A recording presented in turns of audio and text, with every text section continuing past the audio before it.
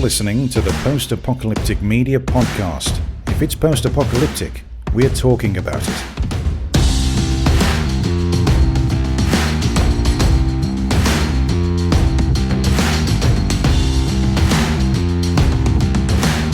All right, hello and welcome everybody to the Post-Apocalyptic Media Podcast. I'm your host, Derek. I am joined with Shawn. Hey, everyone. And we've also got Stephanie here today. Hello. All right. Well, we have had quite a week, I'd say. So Stephanie and I have been working on going couch to 5K, you could say. I haven't been able to run for the last roughly 36 years of my life, which is all of it. And I wanted to change that. So been getting out and using an app with my Apple Watch. It kind of like coaches you along, and you tell it when, you know, they've worked you too hard, and it like scales it back. And it's supposed to progressively make it harder. But one thing they didn't factor in is when the Texas heat jumps up to 94 degrees in just a couple days. Like it used to be like in the 70s. And so yesterday, Stephanie and I went out for a run, and within like 6 minutes, I was just dead. I couldn't do it. We were running in the broad, daylight, and I'm just not built for that yet. It was tough. It was like, it was in the 90s, and we were running on pavement, so everything was reflecting off white, white pavement, so everything was reflecting, and it was tough. So I bring that up because according to Zombieland, rule number 1, cardio. It's an important prepper skill, and it's something that I completely lack. So I guess I'll give you updates if I'm ever able to run for real, and not just, if you went out there, you'd laugh if you saw Stephanie and I just kind of like doing the motions of a run, but our bodies are not moving forward very fast. Yeah, it's scarcely faster than a fast walk. But hey, you gotta start somewhere, right? That's right. Yeah, the lady with her baby in a stroller is passing us and like looking at us quizzically. But yes, it's true. That's actually accurate. It's funny you say that, because my wife and I and the kids, we started hiking. It's a thing that we're going to dedicate ourselves to. We live near a bunch of mountains, and so we went on this mountain hike. And it's funny because we did it when we were younger, 15 years ago. And so we went up on this. You go up to the top of this, I say mountain, but it's, people in the West would laugh if I say, it's Appalachian Mountains. So you get up on the top, and we're up there just, red-faced, sweating. We stopped and ate some sandwiches, and this svelte 20-something couple comes up, and they're like, "Oh, look, you guys look so cute. Can we take your picture?" And we're just like, worn out. We're like, "Oh, okay."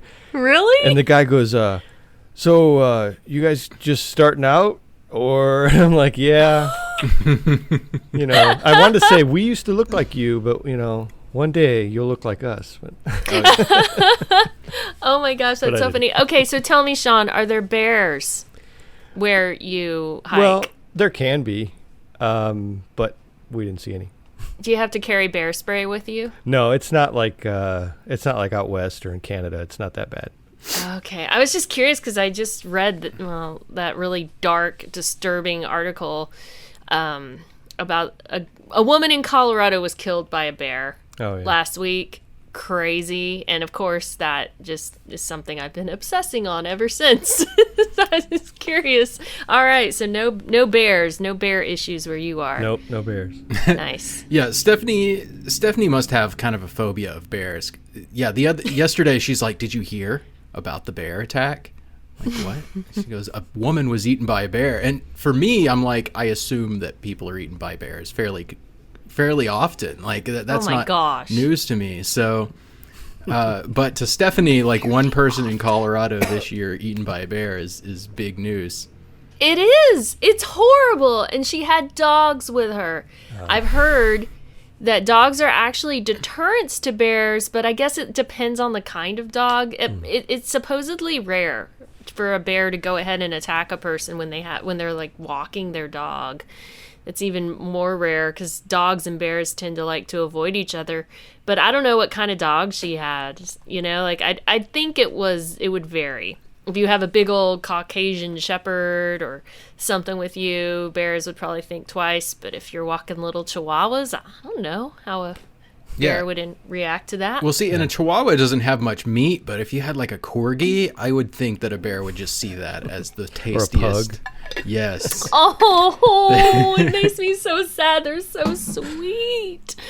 Oh my gosh, I just want to hug them, keep them away from bears. And pugs have like the flat face, so they're not even as dangerous as far as like biting onto you, probably. Yeah.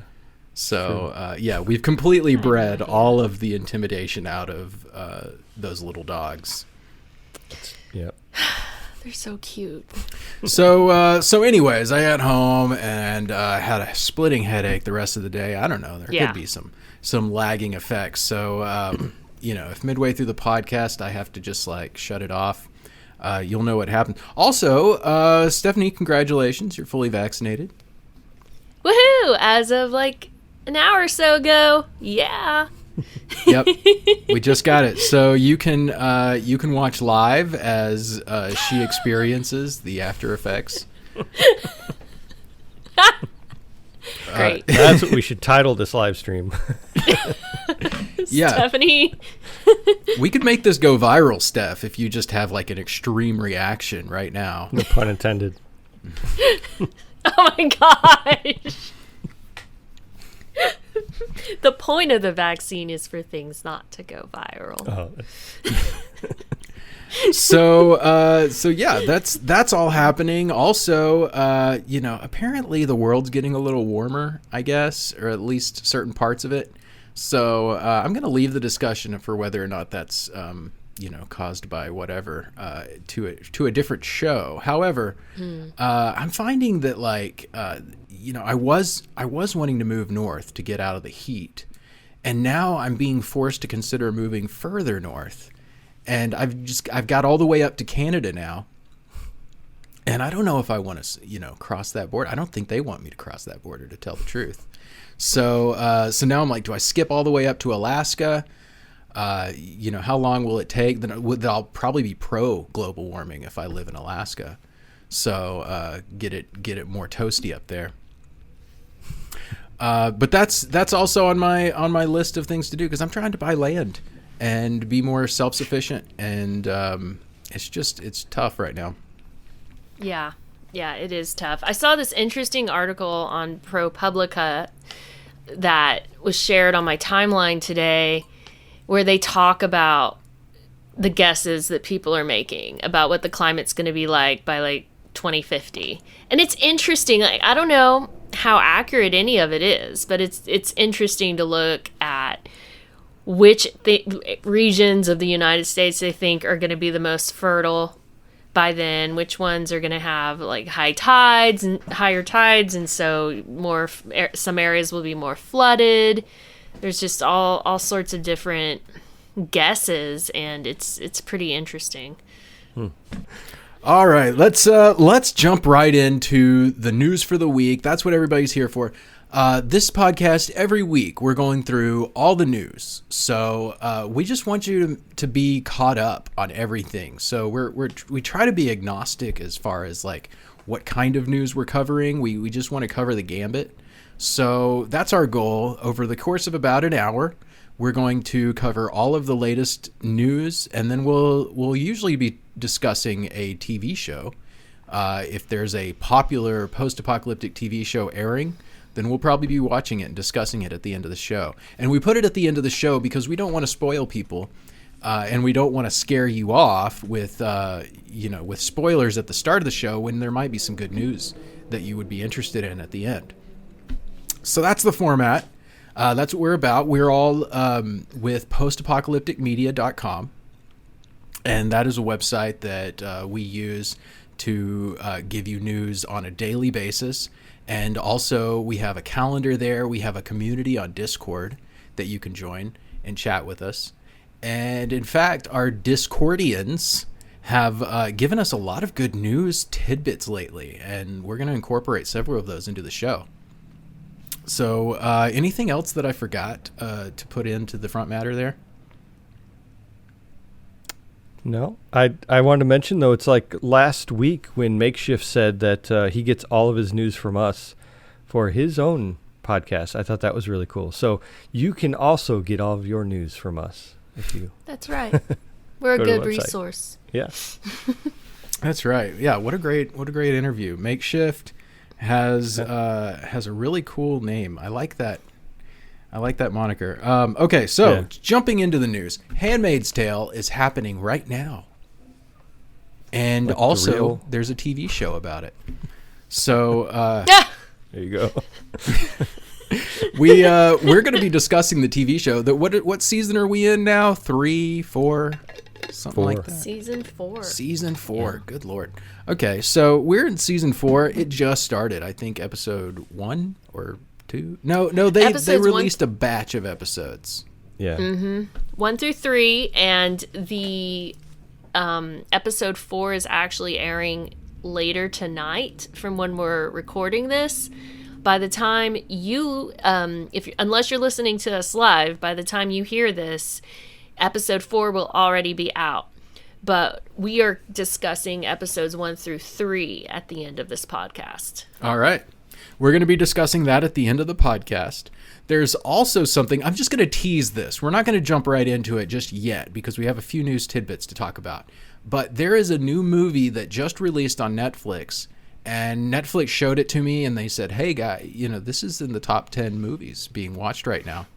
And Shawn actually watched it. It's a post-apocalyptic cartoon, and that's about all I know about it other than the preview that it showed me. It looks really neat. So we're going to get Shawn's input about that so that you can know, is that worth watching? So that's going to be later on in the show. Let me go ahead and run down a list of some of the major announcements, and we'll just go through these really quickly. First of all, Fear the Walking Dead airing right now. It's super confusing to keep up with these Walking Dead seasons, and I've just stopped trying. I let Stephanie keep up with it, but if you are like me and you don't want to pay attention, just get on our calendar. We're doing a pretty good job right now of keeping those episodes listed on the calendar. So that'll let you know when a new episode's dropping. Oh, and if you pay a little bit extra, is this still true that you pay a little bit extra to AMC, send a little money their way, and they'll send you episodes a few days early? Mm-hmm. So you get a few more days to chew on it before the old water cooler discussions. Let's see. Yes, you can watch it early and sound extra smart to your friends. make really good predictions before the episode. Watch it live with your friends, but you secretly watched it 2 days earlier and read discussions about it online and my review. And then you can be really smart, but pretend you're just thinking of all of that right You then. can make like predictions. You'd be like, I bet this guy's going to do this. And then it happens. Yes. Yeah. That's the key. Are we making money from AMC for doing this for them? I wish. We need to work on that. We need to get him on the phone. Get our guy to call their guy. All right, so we've got Zombie Army 4 Season 3.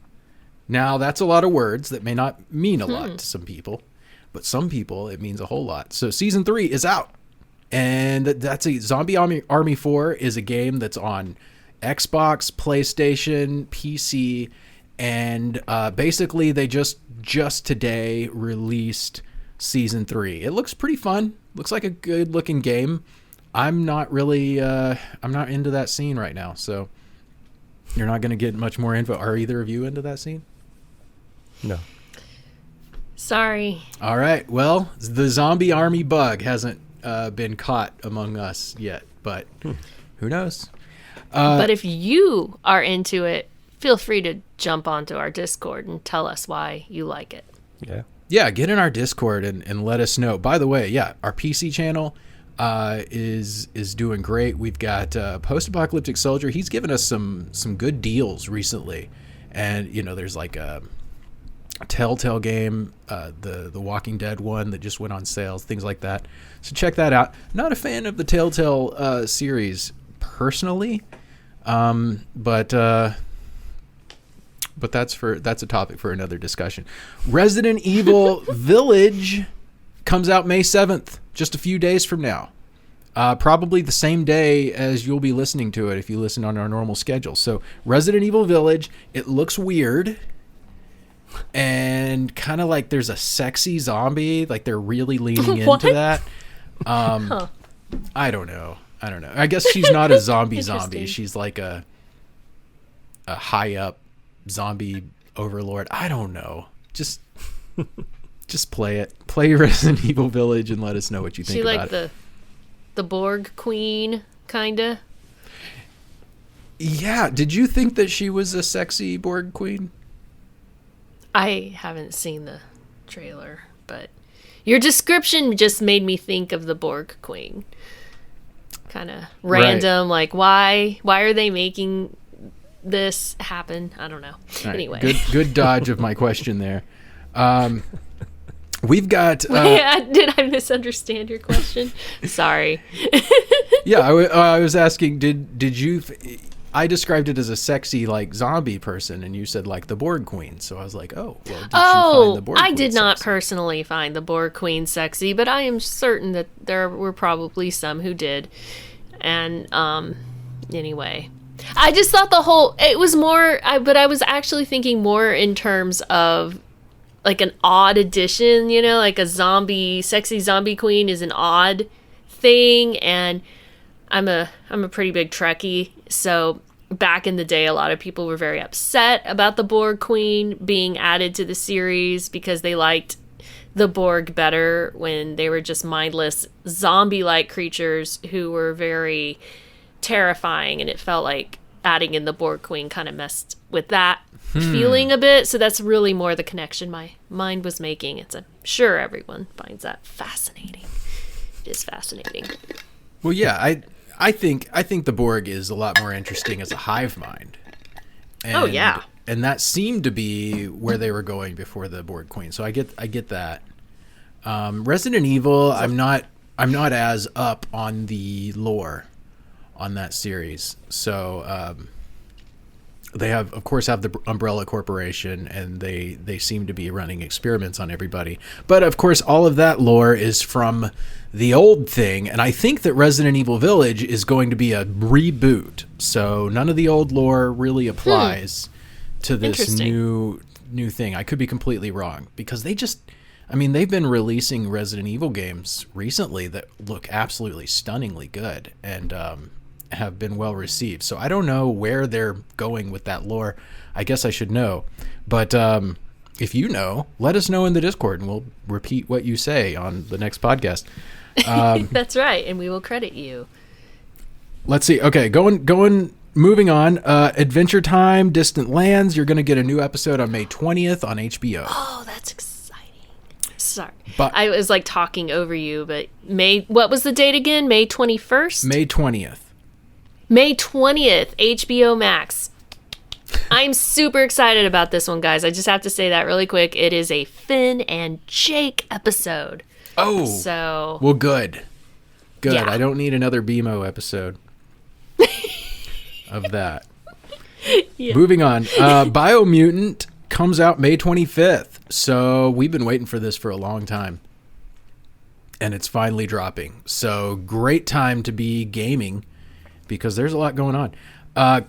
No, not jumping into that. Eden, Season 1, May 27th. Are y'all excited about Eden? That is the one about the where the world ended and robots are raising a person, a human, right? A girl? I don't know. Yes. I think that's the one. I think it is, yeah. Yeah, I'm really excited about it. The trailer looks good. Shawn? Yeah, no, I agree. I barely remember it, but yeah, I like that premise. I've always liked stuff like that, you know. Mm-hmm. Yeah, that reminds me of I Am Mother, which was a pretty decent movie, and I just caught myself thinking about the movie I Am Mother and where it left off. Like, I watched it like a year ago or more, and just thinking about it, because the premise is that a robot raises a human child after the apocalypse. of I Am Mother, and then at some point the human decides that they really hate the robots and like leaves, but the robot is kind of nonviolent and allows the person to just leave. So like I'm wondering where that story goes from there. Do they grow up and realize, hey, maybe there was some smart things that the robots were teaching me? I don't know. Gosh, kind of leaves that it has vague. been a while, and I get it mixed up with Raised by Wolves. Yeah. At least the beginning of Raised by Wolves, and it's so it's gonna be interesting to see how this compares to the similarly themed. Yeah, shows we've what's with watched. this theme? It's Right. It's become like a much larger thing recently. Mm-hmm. So going back to Resident Evil, Strontium Doug made a comment in our chat room. He says Resident Evil 7 is absolutely terrifying in VR. They released a candle that gave off the scent of an old cabin for deeper immersion. What? Isn't that crazy? Really? Like it came with the game? That's crazy. That's I mean, that's a awesome. good idea. Wow. Wow. Yeah, there's and beyond the candle, there's been attempts to like create scent makers. I watched a thing on this recently where there's like you have like 5 bottles of scents and there's like a fan above them and they'll like shoot the scents at you at the right time so that you walk up to a waterfall and you start smelling the water, you know, as like a waterfall would smell. It's but it's all very infant stages, but I want to try that Strontium. Let us know if you played that to the end. Did you play it a lot in VR? I guess that's on the PlayStation VR setup, so that's not hard to get into if you have a PlayStation. Getting a PlayStation on it, however, that's These another days. story. Yeah. I feel like that kind of scent ability in VR would be really great for a beach scene. You know, if or even just a VR game that's just about visiting the beach. And you could have the wind and then the beach scent wouldn't be too hard to replicate. I just think that would be really, really neat. I think like a VR game where you can act like an insane king would be really popular. Like where everybody like worships you and does anything you say and you can just be like crazy. Like Joffrey VR. I was just thinking Joffrey. For some reason, I just think that'll be really popular someday. Could be. Okay, so we've got Quiet Place 2 coming out May 28th. Maybe? Is it really coming out the May 28th? I think so. Is somebody playing a joke on me and just like putting it in the calendar? Yeah, we'll find out. Yeah, I think we'll find it's out. Memorial weekend. Maybe. Place your bets, everybody. Yes. All right, so we have come to the part of the show that I've been waiting for since yesterday, and that is the part where Shawn tells us about the Mitchells and the Machines. Yes. So, yeah, you told me about it, and I checked it out. It just came out. Well, it came out in theaters on the 23rd of April, and then it came out on Netflix on the 30th. And what it is it's an animated movie. It's from Sony, so it's not like Pixar or anything. It's Sony. And the premise, I watch it with my kids. It's a kids show, you know, and they absolutely loved it. But the premise of it is basically there's this dysfunctional family. They're kind of quirky, you know. The dad is like a bumbling dad, you know, like, and everything. and they face this apocalypse of like an uprising of robots. And this happens kind of in a funny way. I don't want to give a lot, you know, any spoilers or anything. I want to explain what the movie's about, but I don't want to give any spoilers because it's really good. But so there's this uprising that happens through these robots that it's brand new version of this. There's this company kind of like Apple. They make phones, and they had this brand new feature that was in these robots that are supposed to clean your house. Well, they went rogue. And so they took over the earth, and this family, the Mitchells, were hiding out, and they're kind of like the last family left. You know, the rest of them were all taken by the robots and sent up into space in these pods. So they're not, you know, it's a kids movie, so they're not destroyed. You know, they're not killed. They're put up in these pods. And basically, the whole movie is them trying to figure out how to save humanity and stop these robots. Mm-hmm. And that's the very basics of it. There's a underlying story that is very powerful, coming from a dad who has a daughter going to college, because that's what the premise. There's like this whole thing about this daughter, the main character, is going away to college, and so they're, that's a whole dynamic there that's really, really sad, and it's a tearjerker, I guess, that really? Part of it. But it's a really sad kind of like dynamic, daddy-daughter dynamic with that part. And then, but the kids, my kids, I have a 9-year-old and an 8-year-old, and they're the ones who watched it with me, and they loved it. They absolutely loved it. It has some really, really funny parts. There's a pug, actually. We just talked about pugs. It has a pug that steals the show, as these animated shows usually do. I really would recommend it. I think it's really good, especially if you have young kids. Even if you don't, it has some really good adult, moments in it that are really powerful. I think the two biggest things I took away from it. One is the art style is amazing. It has a very, like a geometric. The characters are kind of what you would expect from like a Pixar movie, but the backgrounds and the textures all look like oil paintings. So, the background looks amazing, and then you can tell like the textures on their clothes you can see the brush strokes and everything. Very, very, just amazing effect they did, I guess, with that.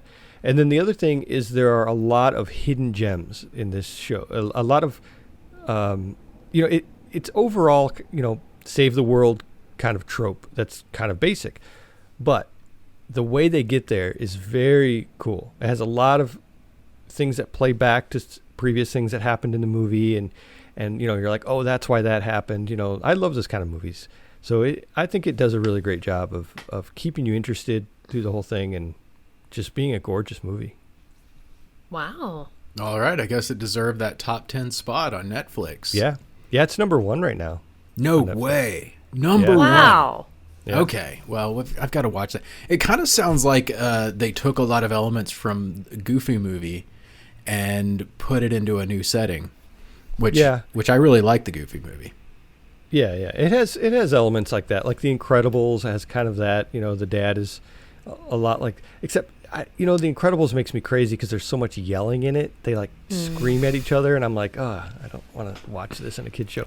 They don't do that in this one. But it just reminded me of that, a little bit.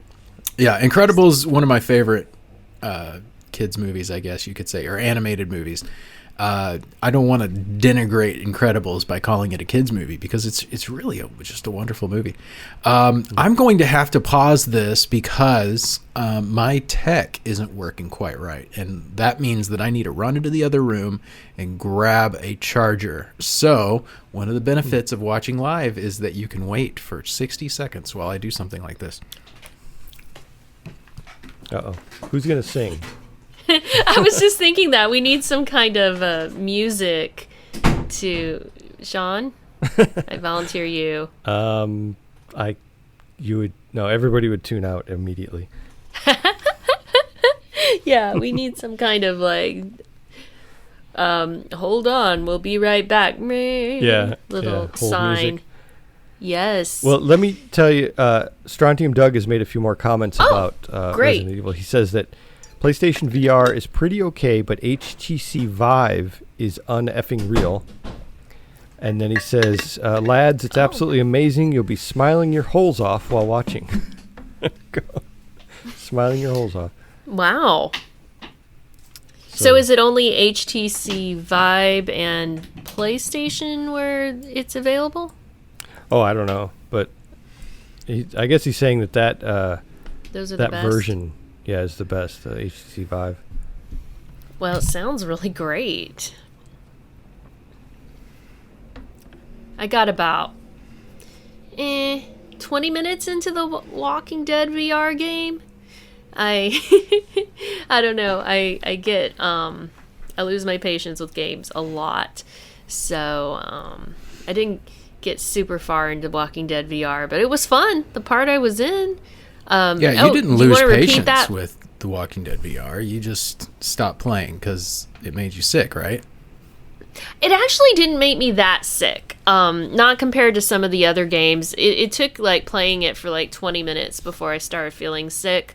But there are other games, like Witcher on Switch, which makes me super sick within just like minutes. Walking Dead's not like that. It's a lot more playable for me. I can get through it a lot longer before I start feeling ill. But Shawn, do you want to repeat what you were telling me that Strontium Doug said? Oh yeah, he said that the PlayStation VR is okay, but the HTC Vive is uneffing real. And then he says it's absolutely amazing. You'll be smiling your holes off after watching. So I guess that version of it is so much better than the PlayStation. Oh, okay. Well, that's good inside information. Thank you so much, Strontium Doug. Speaking of VR, just this last week, I was playing around on my Quest 2, and I played a little bit of Echo VR, which I played through the tutorial and played 2 games, and then I had to take off my headset and lay on the ground in silence for about 10 minutes or so to keep from throwing up. So it's not for you, maybe if you have those kinds of troubles, or maybe it is. I'm going to try to work through it. And the reason I bring it up is because Ender's Game is apocalyptic. Some might say, it's post-apocalyptic since the aliens came back for a... did they come back? No, the aliens didn't come back. They attacked once, and then we started attacking them in Ender's Game. But, anyways, in Ender's Game, they describe this combat simulation for zero-gravity combat, and I think that was the inspiration. I'm not going off an article, but just knowing how they describe that and how this game is, they're almost exactly the same. So really? It's very fun, and it's very disorienting and difficult. So if you loved Ender's Game and the idea of that battle arena that they spend so much time in, I read Ender's Game, then I read all of the sequels to Ender's Game, and then I went back because there's the Bean series. And with Bean, he's a minor character in Ender's Game. He gets his own book, which happens in parallel with Ender's Game. So you see the whole story from a different point of view. And then Bean has a whole series, and I read all of those. So those are all great reads. It teeters on post-apocalyptic. I won't tell you how things end up, but there is it's kind of like Starship Troopers if things went a little differently. So anyways, interesting. That was on the Quest 2. I'm going to have to see if I probably can't get the Resident Evil game on the Quest 2. It's just not powerful enough. HTC Vive, right? That's what Strontium said to play the Resident Evil game on. But yeah, the Walking Dead game, really fun. Steph, you stopped. Okay, just for the record, you stopped playing it because you got bored with it. I don't think that's what I said, but I don't think that's really a fair assessment for me. I think lately when I'm playing with the VR, it's for working out. They have all these really great working out simulations and boxing and stuff, and that's just what's drawn my interest more. So I just haven't gotten on it for games. I don't want to say I got bored though, because I just don't. Thinking back, I don't think that's really a fair assessment because it's an interesting game. I just didn't get very far in it. I was crafting weapons and just starting to craft weapons when I last played. What did you think about it, Derek? I think you got farther than me. I got to the camper. There's like a camper that you can get to at the end. I got there too. Okay, so we both quit right around then. And my experience up until then was fantastic. I loved how the weapons worked, and I loved how attacking worked because, if you stab a zombie, your weapon is like kind of lodged in there, and you've got to yank it out, or else you're gonna lose your grip on it. If you have an axe in your hand and you hold it by the by the very end, like it makes you more tired and stuff. It's like it takes into account all of these factors of your body movement that most games just give you like one or two variations of the same movement. You do it over and over, which is boring and not realistic. So I liked the attempt to make everything matter in VR like it would in real life, and it gave the zombies such a different characteristic, where I had to actually aim my shots and time my actions and care about where they're lumbering towards and how that affects where I'm at. I just thought it was great. I just have such a hard time with VR making me sick. And on top of that, the lower level end the VR is, the more likely it is to make me sick. So there's a place in Austin where you can go and you can pay. It's really cheap, like $10 an hour, to get into a nice VR setup. And Stephanie and I have gone there several times. Last time we went in there, it smelled like poop. And so I'm kind of wary about going again. Not sure what's up with that. But and they crowd you in. Like, we were like 2 feet away, it felt like, from a group of people playing Fortnite over in the corner. And like, I like to move around a lot, and I don't want to hit people. So anyways, it would be nice to have a nice home setup for VR. However, we don't have a nice PC. So we're stuck on the Quest 2, which doesn't require a PC to play. But yeah, to give you a super long answer to your really simple question, I really liked it. All right, so we're gonna move on. We have a few more things left to discuss. First of all, Sunset Overdrive just did a thing. Now, if you don't know what Sunset Overdrive is, you're not alone. A lot of people don't know about it. However, it was a very, very beloved game.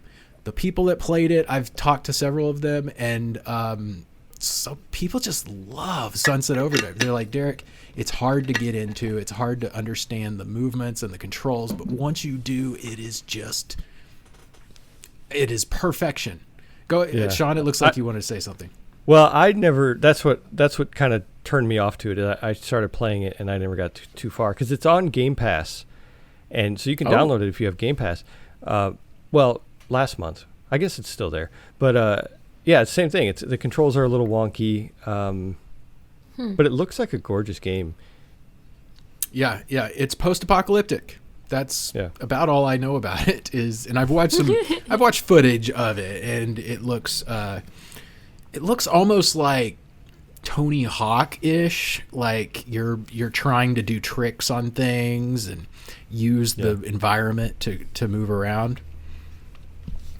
But that's about all I know. So if you're in on the Sunset Overdrive hype, let us know. But there's news about it because it hasn't been, like, it was released a long time ago. What, 7 years, did you say? Yeah, 2014. Yeah, 7 years ago, Sunset Overdrive was released, but they just did something, and what was it? Well, Sony got a patent for the name Sunset Overdrive. And the interesting thing about that is that it was an exclusive for Xbox when it came out, and then 4 years later it came to PC, and that's it. So it's only been Xbox and PC. Well, now that Sony got the patent for it, people are saying, oh, is it either coming out for PlayStation or something else is, Sony owns so many different things. It could be a movie or it could be, anything else. They could have bought the rights to it. We don't know. And they did also hire back the original game director. Oh. So, are they going to make a sequel? Are they going to? Who knows? But I think the most likely thing is they're just going to port it for the PlayStation. But we'll see. Well, who's they? Who hired back the original game director? Insomniac Games is the name. That's the original developer. Okay. And so he worked there, and he was the director for it. And then he went off and made his own studio. He made Perfect Dark with that studio, and then now he's coming back. So it's interesting. Oh, okay. That is interesting. In bad news as far as games go, Defiance 2050 is gone. It shut down just last week. So goodbye, Defiance 2050. We barely knew thee, and you've been around for a while. But it's always sad to see something like that go. If you go on our website, there's an article about it. Just last night I put in a video, and the video is somebody who pre-ordered Defiance and I guess played it the whole time, and they're kind of like playing through and they're like, why am I doing this? It's over, but I just love this game. So anyways, if you want to see somebody really suffering through the end of Defiance 2050, you can watch that video. Of course, it was a good TV series. It was a great TV series. But we only got a few seasons, right? Yeah, I don't really remember how it ended anymore, but I remember being sad that it was ending. Yeah, and the original game was great. Yeah. Original Defiance, that was a really fun game. I really enjoyed it. I played it some, and then I was like, I gotta go do real world accomplishments. But what I played of it, I was really enjoying. I didn't quit it because I got bored. Other game, there's a game that was brought to my attention by Lee in our Discord, and Post-Apocalyptic Soldier, I believe, also vouched for it, and it's called Oregon Trail. Not Oregon, Oregon, like a human bodily organs. Oh, Oregon. So that game's available on iOS.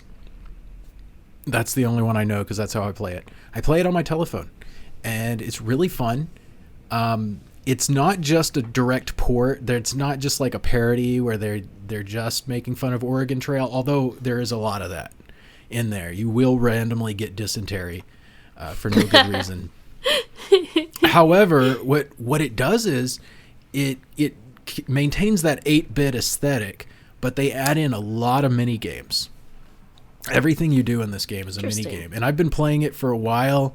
I say a while, probably an hour or more for a mobile game. That's a lot. And I'm still encountering just new mini games. They're just like all of a sudden, hey, now you gotta click around and run over motorcyclists who are trying to hijack your car and stuff. And it's an actual challenge. The mini games aren't too easy, but you've got to focus in and work on them. So I'm enjoying Oregon Trail. Shawn, have you ever tried that game? Nope, just the original Oregon Trail. That's the only one I've played. Yep, me too. A great game in its own right. But yeah, Oregon Trail, and it's not expensive. I think I paid $2 or $3 for it on the App Store. Director's Cut just released. I don't know what that means. But what does it ever mean? It's so true. So that's happening. Let's see. There's also a Tom Hanks movie. It used to be called Bios, and Bios, yeah. Bios, and now it's called Finch. Finch, yeah. And I put in the article.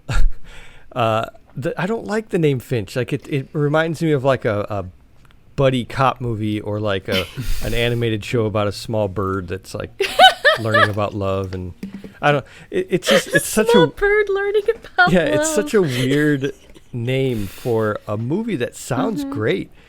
Well, and the reason they call it Finch is because that's Tom Hanks' character's name is Finch, and the whole thing is about how he's an inventor, he's a robotic engineer, and he creates a robot to take care of his dog when he dies, because the whole world has been wiped out by some kind of solar event. They don't really talk too much about it, but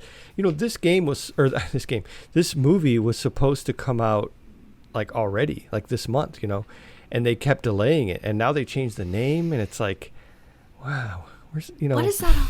Yeah, what does that mean? Yeah. I mean, I was excited about it. Yeah, the name Bios was intriguing to me, and Tom Hanks. And I mean, I'm excited it's going to be on Apple Plus now because I watch a lot of things on there. But changing the name, pushing its release date back so much, it makes me concerned a little. Yeah. And I wonder if they're changing the name because people have been waiting for it for so long. And they're like, well, let's change the name. Maybe, like refresh it or something. I don't know. Interesting. But I am excited also that it's on Apple Plus. I've enjoyed Apple Plus so far. I mean, the Jason Momoa one, that's a great show. Yes. Mosquito Coast it's not post-apocalyptic, but that's a new show that just came out. It's really great. Oh, really? It is? I was wondering about that. Yeah, if you're like and me... I finished... Go ahead. For All Mankind. I was just going to say, I finished For All Mankind, which is also on Apple Plus. I finished season 2.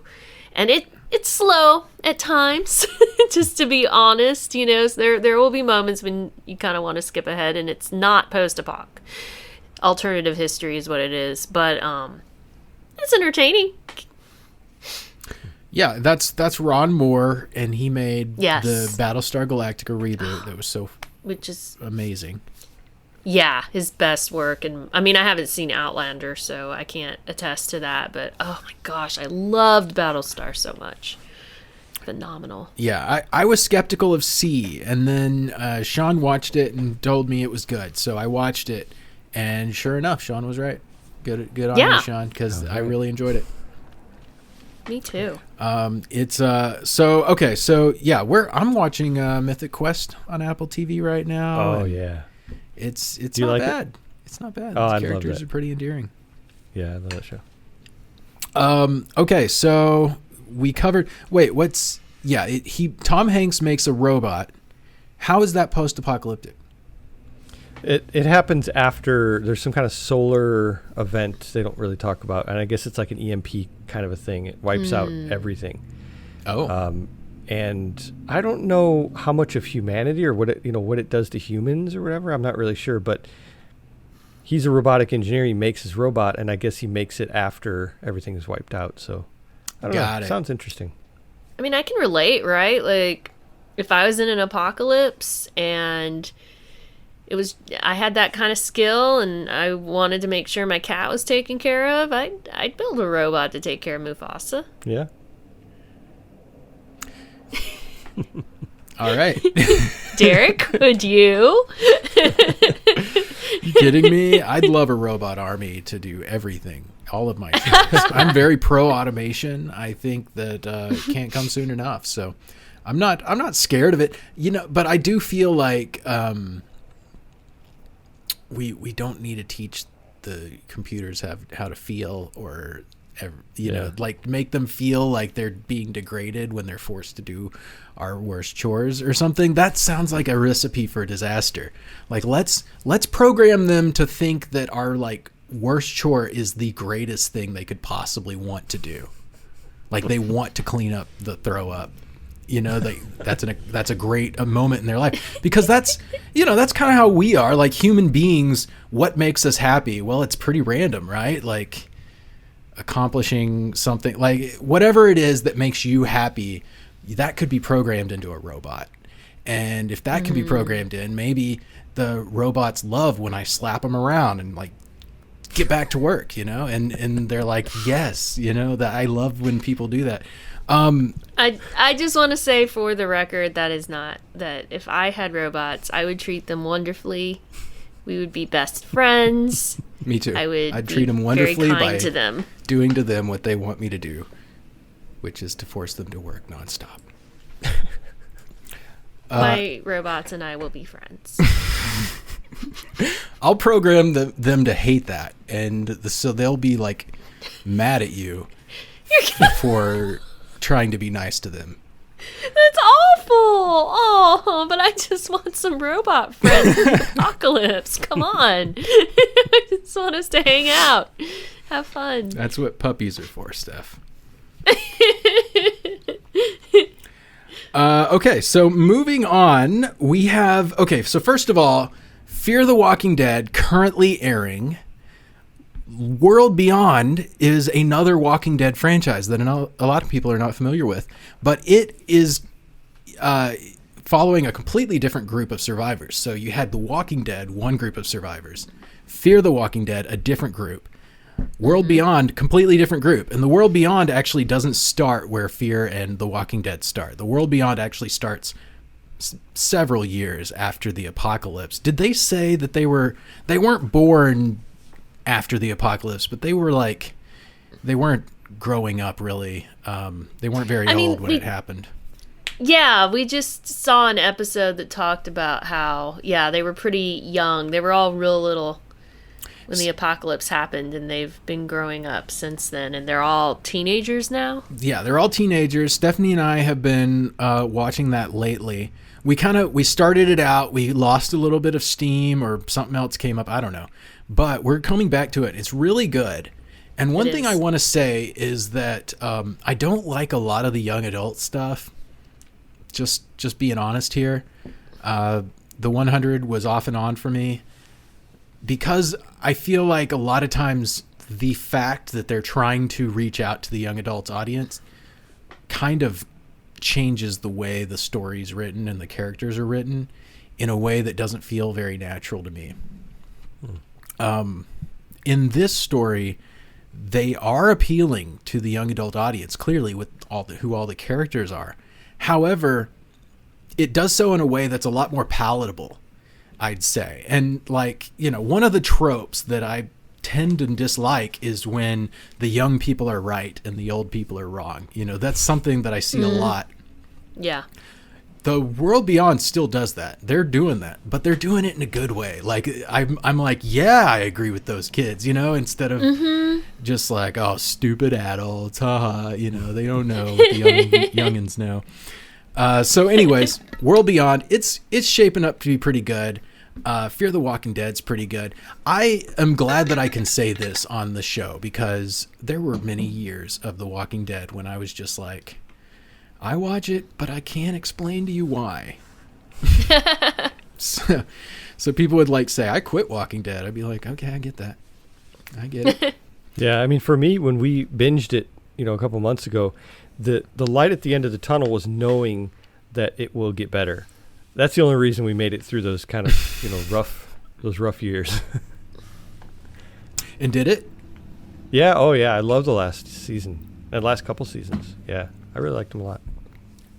All right. Well, good. So are we going to discuss Handmaid's Tale today? I pitched it. That was the plan. Okay. Yeah. But we need to give spoiler warnings, our official spoiler warning notice before we begin. So, doop doop doop doop beep beep beep beep beep. Spoiler warning. We are about to speak spoilers for Handmaid's Tale, and then after that, Fear the Walking Dead. All right. There you go. So, are there enough close-ups of June's face in this season? That it didn't. It was funny. There's a Reddit discussion for Handmaid's Tale, and they actually had a running counter for that's has a spoiler warning over it for how many close-ups they had of June. It was kind of entertaining that this is a trope that everybody thinks is funny. So, what do you think about this? This all 3 episodes released at once. We haven't gotten the 4th episode, so this is essentially one long first episode. Yeah. First of all, episode 1, I'm gonna say I liked it. I did. I liked it. I thought that so you have this little girl, and she's in charge of where they're at. She's taken them in, the handmaids. They're hiding from the government. Mm-hmm. And the little girl has to kill one of her pigs on her farm, which is, of course you do. But in our modern society, we're so far removed from the act of slaughtering the animal for meat that a lot of people kind of convince themselves they're not part of that. But the fact is, if you eat meat, you're part of it. Don't force somebody else to take the ethical brunt of that just because that's their job. That's their job because you buy the meat. So, so anyways, there was this kind of this theme where it's we're being friendly to this pig and now we're going to have to slaughter it. And how sad is that? And one of the people at the table doesn't want to eat the pig. She knew the pig. She was friends with the pig. And so she's refusing to eat it. And the little girl just gets very angry. Kind of lashes out at her for that. And it's almost presented in a way to be more, to make you feel for the girl who doesn't want to eat the pig. But yet there's this overlying tone where the little girl is the one who's saying, we need to be more violent in our attacks on the government. We need to be more bold. We need to be more willing to take risks in order to advance the cause. And so she comes to kind of represent this pragmatic approach to warfare, this wake-up call pretty much to the handmaids, saying the way you're doing it now, where you try to, save yourself from the ugly side of war, isn't going to be okay, and it's not going to be effective. And I liked how they used the pig slaughtering as a metaphor for the greater lesson about warfare and what it takes to win. Yeah, absolutely. That actress who plays her is amazing, and I really like that they had June acknowledge to her later that she was right. So many times it's the protagonist is always correct, and everybody comes around to say the protagonist was right. But I really like how they had a scene where June came up to her and told her, no, you were right, I was wrong. We do need to be bolder. We need to fight harder. It was a nice touch. Yeah, that was a strong opening episode of the series. Now, what about the next two? I mean, they're all kind of running together in my head. So I'm not sure, where episode 1 begins and 2 and 3 end and all of that, but it was... So we have the brothel. Soon after that. And... that was what did you say? Plan. I was just going to say it was a good plan, getting rid of those commanders like June did. June sees a strategic opportunity and takes it. I like that. I like that aspect of June now. She's being a lot more like the leader of a revolution that she's been pitched this whole time. But in prior seasons, there was a group of Marthas that were also kind of running a revolution within the kingdom, and they didn't want to work with June because they thought that she was reckless. And in fact, they ended up being completely right. June was way too reckless, and I think her actions even endangered them. But it seems like this season, maybe June's starting to learn a little bit, and be less reckless in the way that she was.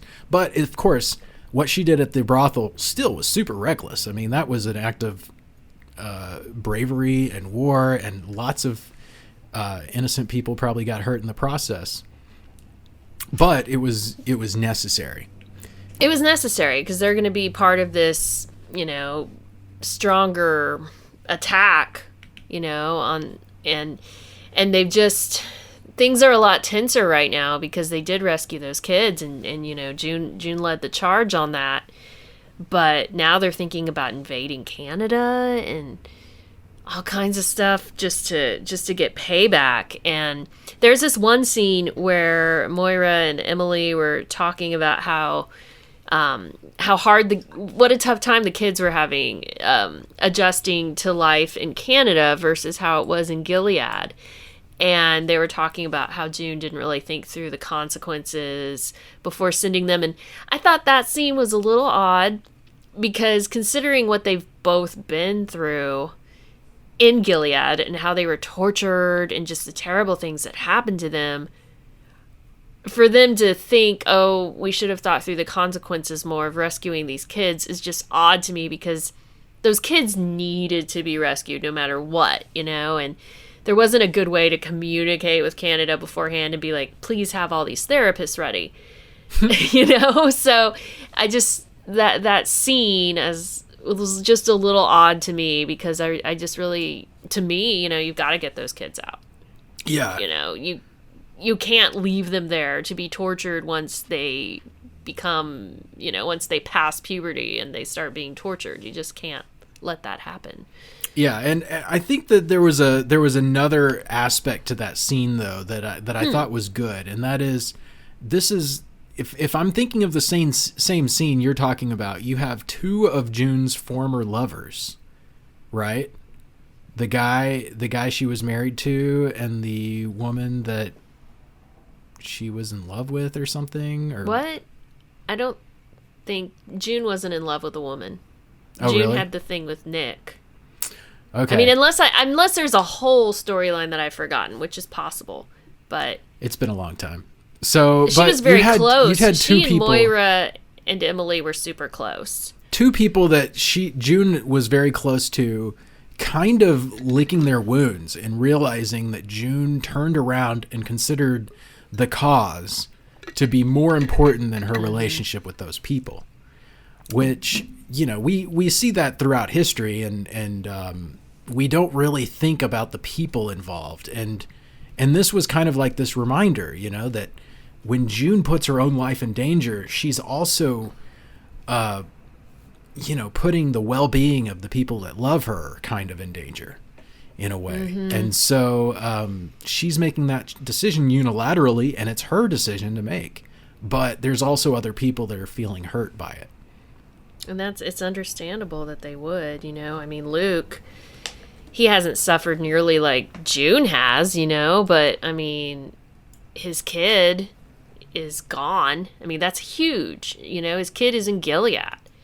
And now he's raising June's child that she was forced to have, you know, and she chooses not to come back because of the greater good that she feels she can do.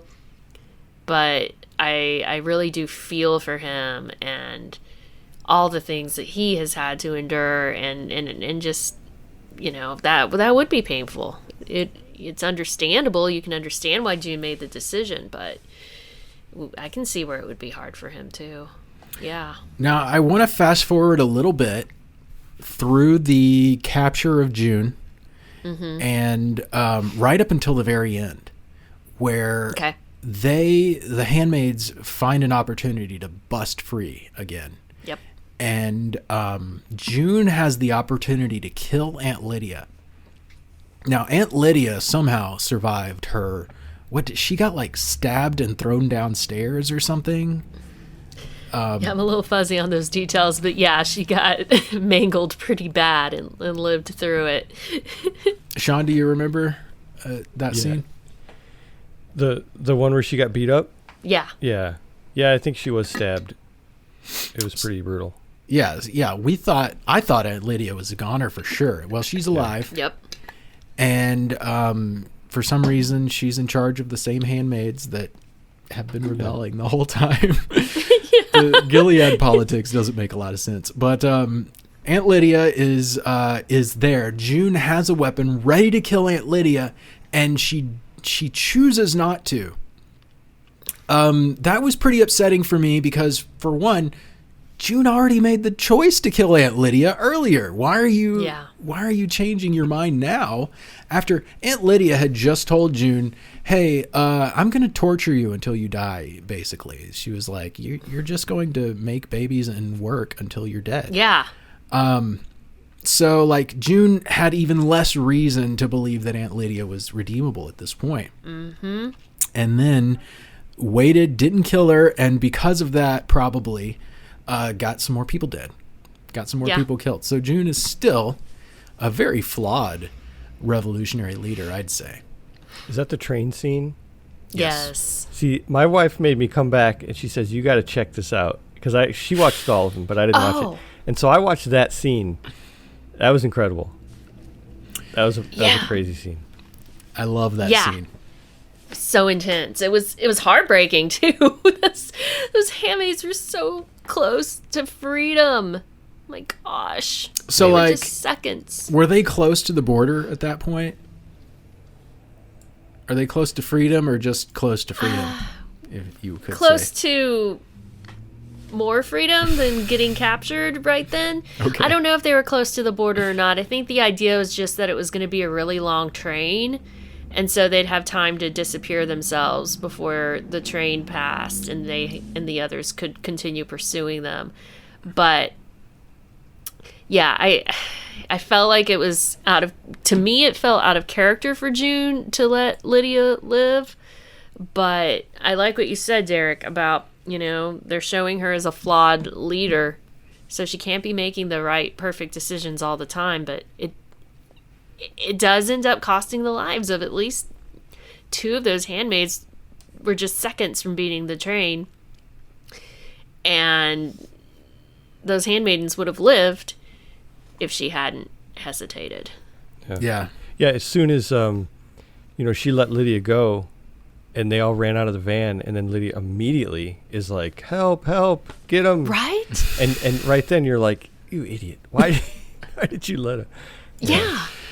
Yeah, Exactly. Lydia's been very clear about her loyalties. There is no hope that she's going to turn on Gilead at this point. Yeah. Exactly. So I just want to rewind for the last part of this discussion. I just want to talk about. So they get the commander. They get a Fiennes character. I can't remember his name off the top of my head. Joseph Fiennes. He's the commander who is in prison in Canada. Are you talking about Commander Lawrence? I don't know the actor's name. Joseph Joseph, I think, is because the first commander that had Fred? Yeah, Fred. So Fred is in jail. Fred turns on his wife. Surprise, surprise. Who had already turned on him, and now she's in jail. And Sun Tzu is a name that you're probably familiar with because he wrote a book called The Art of War. And in that book, he prescribes a very pragmatic approach to warfare. And one thing that he says is he's like, you pay your spies better. You treat turncoats well. And, a part of that is this pragmatic idea that if you incentivize the behavior you want to see. And so, what you're seeing now is them like preparing for a legal defense. What they could be doing is being employed helping Canada prepare for, to attack Gilead or to defend against Gilead. They could be a lot more useful to Canada, but Canada chose the retribution angle, which is perfectly reasonable. Of course, you want the retribution, but is it the most pragmatic approach? I don't think so. Did they? And what about the other guy? Did they send the other guy back to Gilead, or did he choose not to go back? It's been so long, I can't remember. Lawrence? Yeah. I honestly don't recall why he's not in Gilead right now, to be perfectly honest. I think he just sent. I think he just sent his wife. But if he would, no, his wife died. Oh, she did? Didn't she kill herself? Okay. Yeah. Now it's starting to come back to me. Yeah, I don't think that he went to Canada and got turned back over. I think that. No, he didn't get turned back over. Yeah, he never left. Okay. But maybe he would have left if he thought that he could have a merciful judgment in Canada. Instead, now he's helping them with the war plans, apparently. And Nick is blackmailing him into being a tool, which is nice power play politics. Like, Nick knew he had leverage over this guy, so Nick is protecting him now because he knows that that he can manipulate him. So I like this season so far. I have been off and on with Handmaid's Tale. It had some good things and bad things, but I'm kind of liking where they're going with it. Yeah. No, I'm enjoying it. These first 3 episodes were intense. They were heartbreaking at the end, but I'm very intrigued. I like, especially now that we're seeing more about Canada. I think we're going to see more about the fighting that's going on the edges of Gilead, and I just think it's going to be a very fascinating season. I really do. Yeah, so that's on Hulu. When did the new episodes come out? They come out every 11 p.m. Central Time on Tuesdays, 12 a.m. Eastern Wednesdays. There you go. All right, so that's on Hulu on Tuesday/Wednesday. Also, Fear the Walking Dead. Now, we try to keep this podcast around an hour long, and we're already at an hour 20. So we're going to keep this fairly short. Little discussion about Fear the Walking Dead. Okay. We're going to skip one of the episodes and go right to the most recent episode, which was the introduction of this entirely new faction on Fear the Walking Dead. Steph, you want to tell us about them? Oh man, it is. It's called The End is the Beginning cult. They were painting signs and trees and things with their messages, which made people wonder who they were. But they've also been doing this guerrilla warfare type of, they've been doing a guerrilla warfare type of tactic. They were behind the blowing up of Tanktown, which Virginia ran back when she was in control. So they were doing a lot of things that were aimed at Virginia's group, and Virginia thought they were super dangerous, so she was training a military up to fight them. But we never really knew much about them, except for these messages they were leaving and these guerrilla warfare tactics that it wasn't really clear if they were good or bad. And finally, this episode, we learn all about them. I kind of wish it was a really good episode. I kind of wish it was more shades of gray with them, where you could, understand better. Basically, there's still a lot about them we don't fully understand, but they have this interesting way of turning zombies into compost, essentially. So they're using them to help this underground society of theirs thrive. And they have all of these resources. They're growing their own food. Yeah, there's a lot to like about what they're doing. Yeah, there's a lot to like about them. They believe they can seal themselves off from the rest of the world and survive for a long time by themselves in whatever structure they have. They're growing crops down there. They're apparently generating electricity. They've got it all. They've got all they need. That really appeals to me. The idea of having an underground vault, Fallout style, that can survive a nuclear apocalypse, that's great. I think that's wonderful. Yeah. But then they took it one step too far, and they decided, what if we wipe the slate clean on the surface, and no more people to mess with us? And that's where they went wrong, I think. So, yeah, that's their big flaw, and I don't really understand it. But the leader makes an appearance at the end of the episode and kind of basically says, "I'm going to convince you that I'm right about this," and that's kind of what we're left with. Do you think that there'll be a faction for a long time going forward, or that they're going to be just like a short-lived blip on the Fear the Walking Dead radar? I feel like I personally think they're gonna be short-lived. I think they're going to just go through the rest of this season, and they'll figure out some way to get rid of them. I could be wrong. I mean, they have Alicia captured, and they're trying to turn her.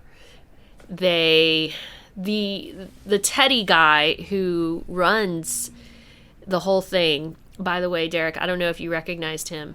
He was on Smallville. The actor played Lex Luthor's dad. Oh, yeah, they didn't even change his makeup. He looks the exact same. Well, I feel like he looks pretty different to me, but okay. I didn't recognize him. I was like, why does this guy look familiar?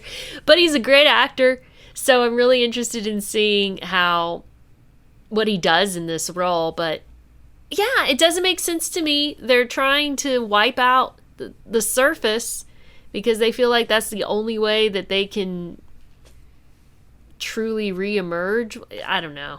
It's an odd philosophy that they haven't fully explained.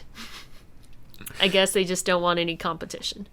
But they're like going after all these other groups. They want to go after the CRM group. They have their maps. So they've planning got confidence. To attack them. You can't blame them for lack of confidence. These guys, they really think they can take on the world. Maybe they can. Maybe we're only seeing like a teensy little bit of their empire. And that's why we don't see them as a big of a threat. But they're looking to take on the guys with the helicopters. Like what, how much confidence do you have? So anyways, that was a short, good introduction to this new faction. It'll be a fun watch if you haven't watched it. If you haven't watched it, you probably aren't listening right now. But but it's worth watching if you're still debating, I mean, you've been spoiled, but it'll still be fun to watch. Yeah, other than Shawn. Shawn here hasn't watched any of it. So we're spoiling Handmaid's Tale for Shawn. spoiling Watch Walking Shawn Dead. be spoiled live. Yeah. We need like a meter or something on his screen, like his anger meter. And he can, Yes, like, raise Shawn, it and lower it. I'm so What is angry. your interest level in Fear the Walking Dead now that you've heard us talk about it? Actually, it helps, you know? Okay. I actually do. I mean, so many shows to catch up on, but that's on the list. Yeah. I would even say Nice. that's above Handmaid's Tale to catch up on. Yeah. Wow. Yeah, Okay. I would agree with that. I think that the Fear the Walking Dead it's a more fun journey. Of course, Handmaid's Tale. It's more political, and I think that a lot of the appeal that a lot of people feel for Handmaid's Tale is because it aligns with how they feel about the political system, who the enemies are, stuff like that. So I get that. If that's your primary focus, Handmaid's Tale is going to be more entertaining. But as a show, generally, Fear the Walking Dead, I think, is a better show. I think it's kind of me too. I have this thing where I don't like watching things that are over like 3 seasons usually, because usually by then I'm just like, Handmaid's Tale was great that first season, wonderful, and then by the end of the 3rd season I was like, what's going on again? I don't know, and I'd have to ask my wife, and she'd be like explaining it to me, and I'd just be looking at my phone, and I don't know, it's just I lose interest in shows after a couple seasons. But usually if I could just watch the first season of all these shows, I'd be great. That's funny. I really like Handmaid's Tale. I like the there's so much about the world we still have to learn that I feel like they're slowly revealing. Some of that political intrigue is very interesting to me, but I also really enjoy the Walking Dead series. But Fear and all of them, I think they're completely different. To me, I just can't really compare them because they're just so different. What I can say, of course, is that my favorite of them all is Attack on Titan. Nothing compares to my favorite show. And and there you have it. I'd say Handmaid's Tale. Sure, it started out fairly strong.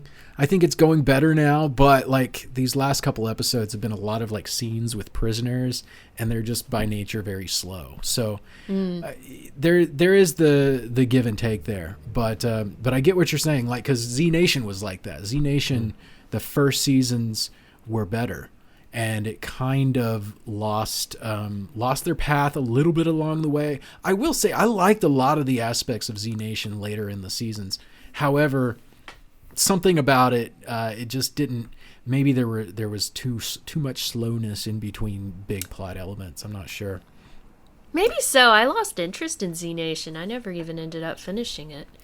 Z Nation was not in Stephanie's wheelhouse. I'll just say that. I mean, Stephanie doesn't like certain kinds of goofiness, and so there are like comedies that I really love that I won't even suggest to Stephanie because I just know it's the kind of goofiness she's not into. She doesn't fool around with that kind of play. So Z Nation's kind of like that. They go a little too far for Steph when they have the Abe Lincoln zombies and like a cheese wheel hits them and they're flying around the screen. But like later in the Z Nation, like there's a guy who can basically control the zombies in a way, and he's like trying to build a zombie society. Anyways, it gets really interesting. I think that's a fascinating way to take the zombie genre into that. Like people were voluntarily making themselves zombies so that they could be part of his hive mind collective. Wow. I guess I should have said spoilers before that, but Z Nation ended like 2 years ago. So get with it, people. All right. Well, that seems like a good place to go ahead and put a pin in it. I just want to remind everybody, we've got, in addition to a Discord group, and we're on all the socials, we've got some Facebook groups that are growing fast. If you are into Handmaid's Tale memes, Walking Dead memes, Attack on Titan memes, I'm putting those memes into those groups every day. But we have more than that. Shawn, what other groups we got going on? We have a survival one. We have one for post-apocalyptic events. What else? Your Tribes of Europa? Tribes of Europa. Yeah. So, we've got discussion groups on Facebook as well as on Discord. So if you are just really against Discord, come join us on Facebook. Apocalypse Junction is where you're going to find kind of the center of all that, and then you can strike out on these other paths and have discussions about the show. Put your favorite memes on there. We want to see them. So, and some of those groups are private. We're trying to make a private group for every category so that you can get in there and you can say your piece without worrying about the Facebook police or offending grandmother. Just get in there, dump your best memes. And as always, we are on post-apocalyptic.com. So check that out. Get on our mail list. Get the calendar going on. And anything else I forgot to add to all that?